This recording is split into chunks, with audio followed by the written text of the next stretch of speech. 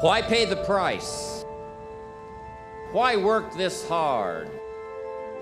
Why go this far? Why try to learn this much?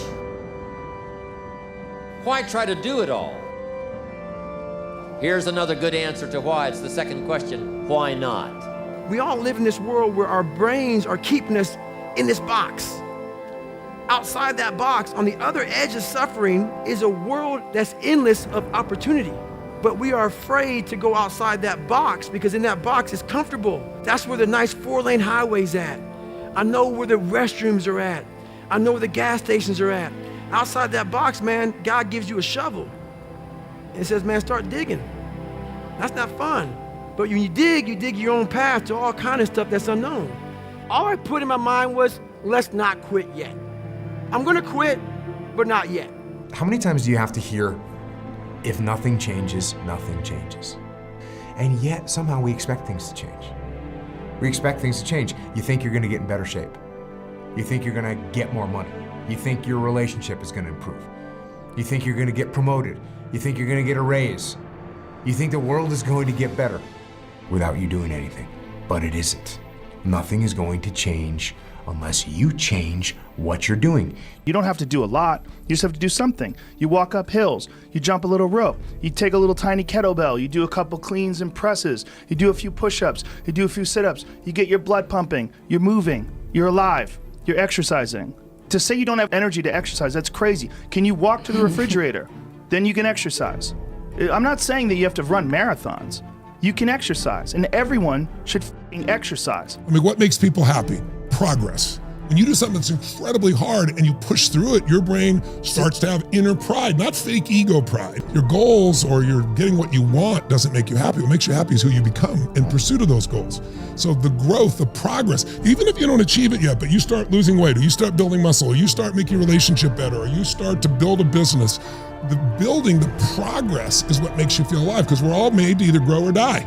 If your relationship's not growing, it's dying. If your business is not growing, it's dying. There's no in-between bullshit. That doesn't work. Those days when I'm tired or worn out or just basically sick of the grind, what do I do on those days? I go anyways. I get it done, even if I'm just going through the motions. I go through the motions. I don't really want to work out, I work out. I really don't want to hammer on a project, I hammer on the project. Don't really want to get up and get out of bed, I get up and get out of bed. Now, as an overall rule, I do not like procrastination. You need to get things done. Lazy people do a little work and think they should be winning, but winners work as hard as possible and still worry if they're being lazy. If you don't fail, you're not even trying. I'll say it again. If you don't fail, you're not even trying. My wife told me this great expression. To get something you never had, you have to do something you never did. So every morning starts with a run. And that's because that's the one thing I hate to do more than anything in the world.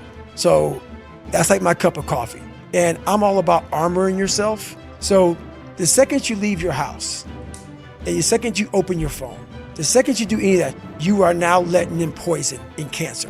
So I make sure a lot of things you can't avoid. So as I get up, I start to armor plate my mind and body. Like a person's going to war, you put your body armor on. That's what I'm doing on that run. I'm waking up and I'm giving myself all this armor. So when I come out in the world, now look at that phone, I'm ready. I'm not waking up late, I'm not rushing around, I'm not disorganized. And that is why these things are important.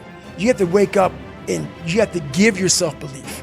You have to give yourself confidence. So it starts with that run. And there is a literature too that suggests that people are a lot more unhappy when they look back on their lives about the things they didn't do than they are about the mistakes they made while they were doing things.